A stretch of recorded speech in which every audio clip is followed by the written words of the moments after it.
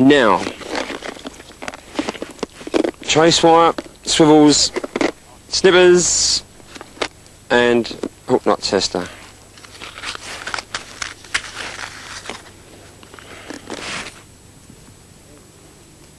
Two size 6 Marvick trebles.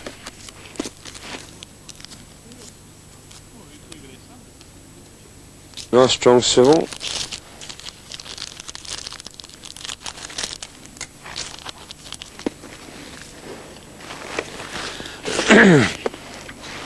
Now, if I put the forceps on the end here, it's going to help me measure the length, the 18-inch length out. The good way of measuring the length of the trace is the distance of an average man's hand, sorry, the thumb and the little finger is about 8 inches. So if you go like that, that's 8, 16, 2 to make it 18, and you want some in hand for spinning up the ends of the trace. So we'll put about another 3 to 4 inches on that, because that'll be used up in the spinning of it.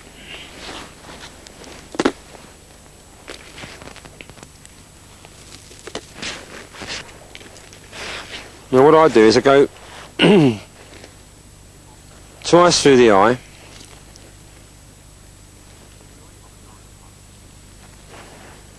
leave about an inch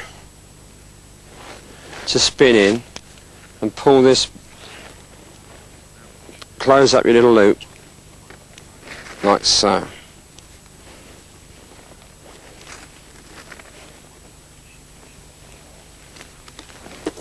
I'll just cut that off. We don't need to spin in too much, because this trace wire, like I said, does spin in very nicely.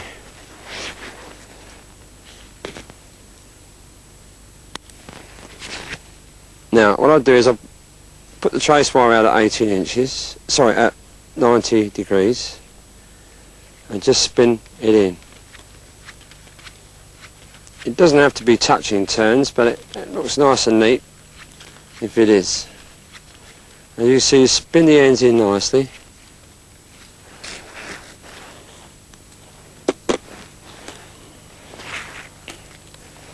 Now with the second hook,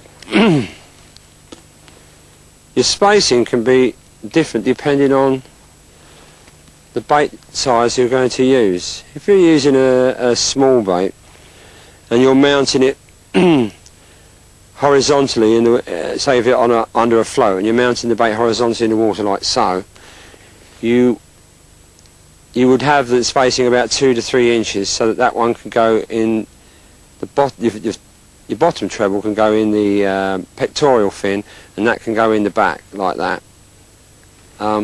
That's the distance for that sort of fishing. But if you're dead bait fishing, it's quite a good idea.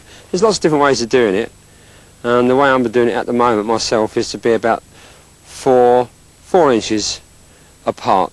That way when a pike picks up a dead bait, there's a good chance he's picked up a hook, whichever way he picks it up. And if he picks it up there, when you strike, that hook can get him in the side of the scissors. Now, fixing the second hook, which is you go back round like that, and then wrap it 4 or 5 times around the shank. I must admit, I did struggle for quite some time trying to find a good way of doing this, and until Jim Givenson showed me a way. And I must admit, I do like this way of doing it. Yeah,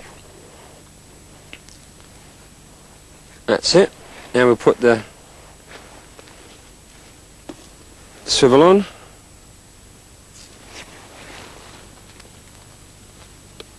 Again, twice through the eye.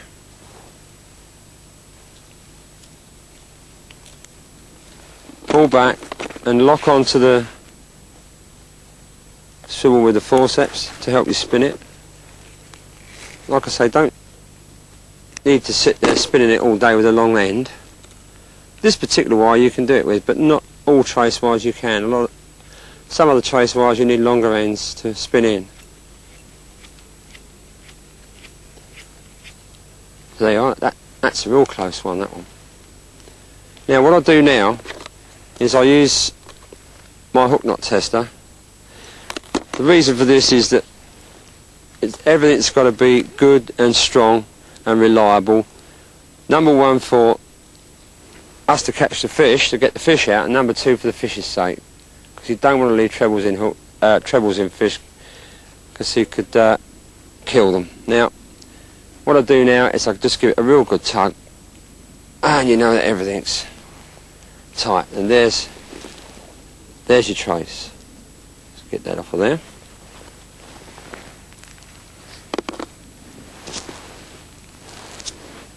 Okay.